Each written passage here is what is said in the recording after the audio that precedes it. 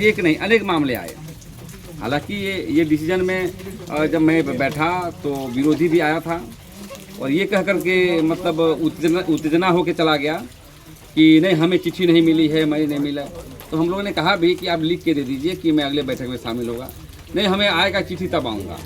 तो फिर हम लोगों ने अपने तरीके से कोर्ट बैठा। कोर्ट बैठने के बाद पहला पक्ष का ज़मीन को देखा गया और सरसरी निगाहें से देखा गया। हमारे बुद्धिजीवी लोग भी थे। जब तक दोनों पक्ष नहीं आएगा तो डिसीजन हम लोग नहीं देंगे।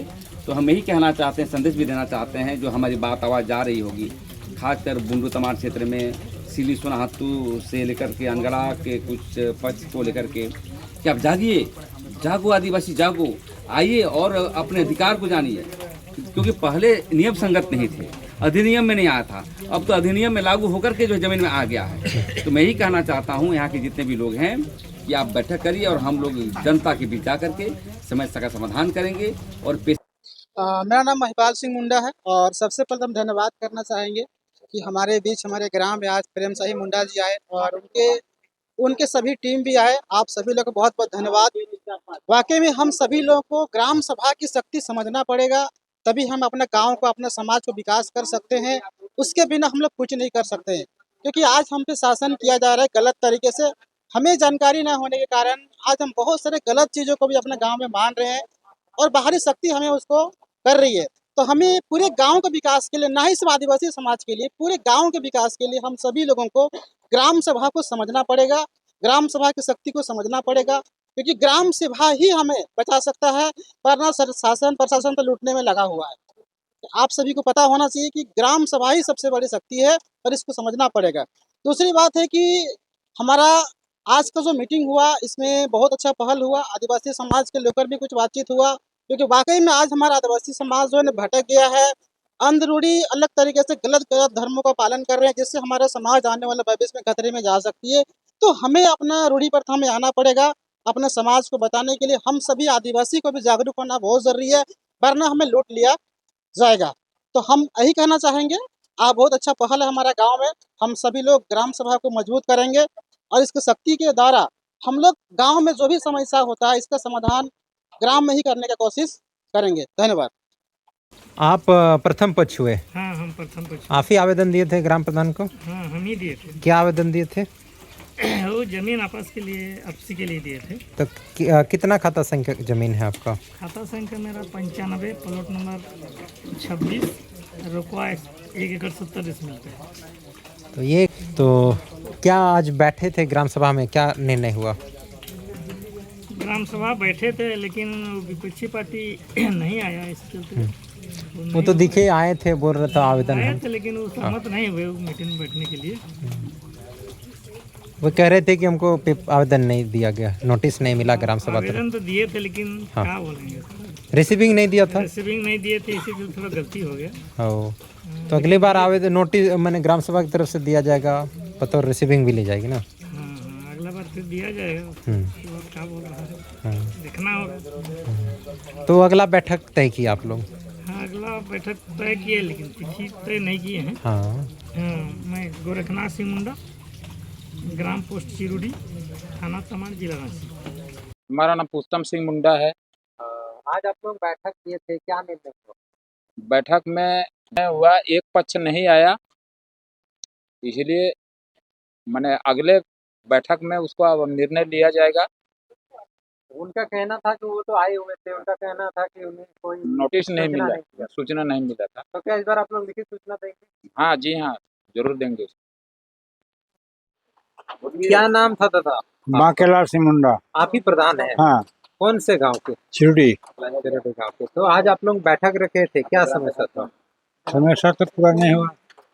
मैंने क्या समस्या था? जमीन का। तो आप ही लोग का विवाद है? हाँ। आप ही लोग का? हाँ। तो आज हम लोग बैठे थे, क्या निर्णय हुआ आज? वो जो सेकंड पार्टी नहीं आया। सेकंड पार्टी नहीं आया? आया था तो वो चला गया। तो अगला डेट तय हुआ ना? हाँ। अगला डेट में क्या तय हुआ? कहाँ होगा तो कैसे होगा? मैंने अगला डेट तय हुआ। हाँ।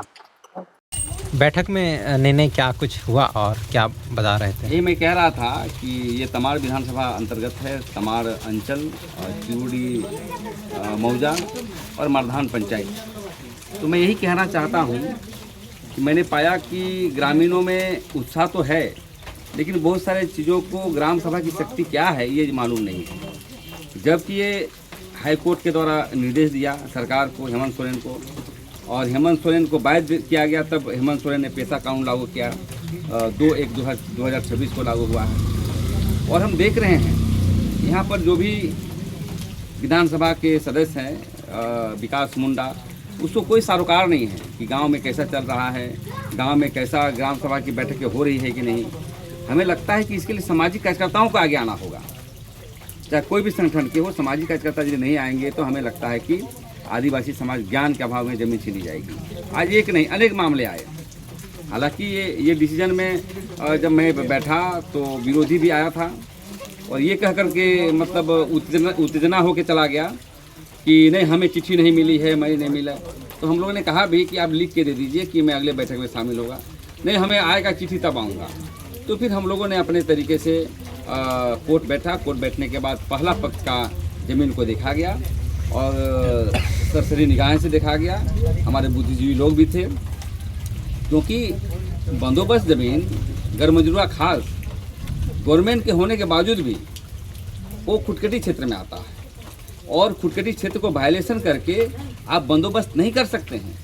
तो ये जांच का विषय है। इसलिए सब समिति से जो अगले बैठक में पारित होगी, तो उस पत्रक को हम लोग डाल करके, उसके डिसीजन को डाल करके यहाँ के एसडीओ को लिखेंगे, डीसी को लिखेंगे, ताकि जो प्रथम पक्ष है उसके ऊपर डिसीजन आने के लिए सक्षम नहीं है। जब तक दोनों पक्ष नहीं आएगा तो डिसीजन हम लोग नहीं देंगे। तो हम यही कहना चाहते हैं, संदेश भी देना चाहते हैं, जो हमारी बात आवाज़ जा रही होगी, खासकर बुंडू तमाड़ क्षेत्र में सिली सोनाहातू से लेकर के अनगढ़ा के कुछ पक्ष को लेकर के, कि आप जागिए, जागो आदिवासी जागो, आइए और अपने अधिकार को जानिए। क्योंकि पहले नियम संगत नहीं थे, अधिनियम में नहीं आया था, अब तो अधिनियम में लागू होकर के जो ज़मीन में आ गया है। तो मैं यही कहना चाहता हूँ यहाँ के जितने भी लोग हैं कि आप बैठक करिए और हम लोग जनता के बीच जा करके समस्या का समाधान करेंगे। और पेशा कानून की ज़मीन की समस्या ही नहीं, विकास के पैमाने पर यदि आप पौधा लगाना चाहते हैं, आप मुर्गी फार्म खोलना चाहते हैं, पिगरी फार्म खोलना चाहते हैं, आप उद्योग लगाना चाहते हैं, या अन्य कुछ भी करना चाहते हैं, तो सब जो है पेशा कानून के तहत लागू किया गया है। अब ये हम लोग गांव-गांव पर जाकर के बतला रहे हैं कि ज़मीन की समस्या कैसे लड़ी जाएगी, विकास की नदी कैसे बहेगा, सभी मुद्दों को लेकर के हम लोग जनता के बीच जाकर बताने का काम करेंगे। लेकिन देख रहे हैं सबसे ज़्यादा ज़मीन के मसले पर बातें आ रही है। तो ज़मीन के मसले पर बातें आ रही है तो समस्या का समाधान निश्चित रूप से होगा। और हम कहना चाहते हैं, निवेदन भी हाथ जोड़ के करना चाहते हैं, कोर्ट मत जाइए। क्यों पैसा खर्चा कर रहे हैं? अरे ग्राम सभा में आपको बैठक करिए, मुर्गा खा करके, हरिया पी करके ही करिए, लेकिन कोर्ट मत जाइए। झूठ-मूठ को वकील का मत पालिए, क्योंकि आपके जो देखा गया है पेशा कानून की धारा 33(1)(2) में स्पष्ट कहा गया है, जो CNT एक्ट है ज़मीन वापसी की, सबसे बड़ा तो यहाँ समाधान ये है कि आप चाहेंगे तो अंचल अधिकारी को बोल करके आप चिट्ठी लिखेंगे तो वो रजिस्टर्ड टू भी यहाँ ला के देगा। ये पावर दिया गया है, लेकिन बहुत सारा ज्ञान का अभाव है। और मैं यही चाहता हूँ कि आने वाला समय में ग्राम सभा की शक्ति बहाल करने के लिए और पेशा कानून के तहत ज़मीन की समस्या के समाधान के लिए हम लोग चट्टानी एकता के साथ मदद करेंगे और ग्राम सभा को मजबूत करेंगे। इसी को लेकर के आज हम लोग बैठक करने के लिए आए थे। अगला डेट तय क्या हुआ? नहीं, डेट इन लोग रखेंगे, और डेट अभी रखेंगे, कोई वर्षा हो रही है, और तो हम लोगों ने तय किया है, इन लोगों ने तय किया है कि वर्षा के बाद हम लोग एक बैठक करके क्या कि विपक्षी नहीं आया तो उसको चिट्ठी दिया जाएगा। और देखते हैं कि ग्राम सभा में संख्या की भी आवश्यकता है। तो हमारे जो रोपा का सीजन, रोपा का सीजन है, ग्राम प्रधान जी हमारे थे, तो उन्होंने कहा कि ये रोपा के बाद इसको बैठक हम लोग करेंगे और समस्या का समाधान करने का काम करेंगे।